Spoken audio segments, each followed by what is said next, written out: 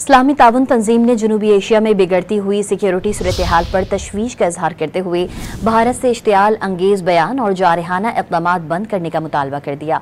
OIC का कहना है कि पाकिस्तान के इस मौक़िफ़ की भी कदर करते हैं कि वो कशीदगी नहीं चाहता बल्कि बाहमी एहतराम और कश्मीरी अवाम की जायज़ उमंगों पर मबनी सिफारती रवाबित के लिए तैयार है। जम्मू और कश्मीर का देरीना तनाज़ा जनूबी एशिया में अमन व अमान को मुतासिर करने वाला बुनियादी मसला है।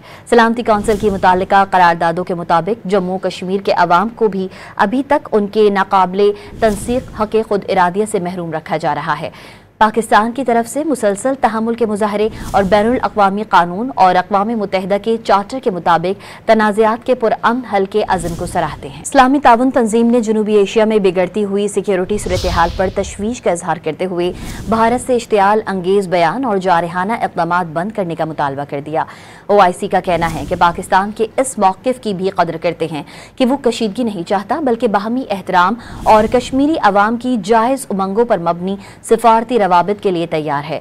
जम्मू कश्मीर का देरीना तनाज़ा जनूबी एशिया में अमन व अमान को मुतासिर करने वाला बुनियादी मसला है।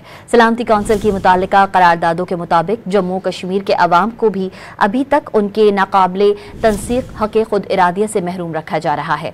पाकिस्तान की तरफ से मुसलसल तहम्मुल के मुजाहरे और बैनुल अक़वामी कानून और अक़वाम मुत्तहिदा के चार्टर के मुताबिक तनाज़ात के पुरअमन हल के अज़्म को सराहते हैं।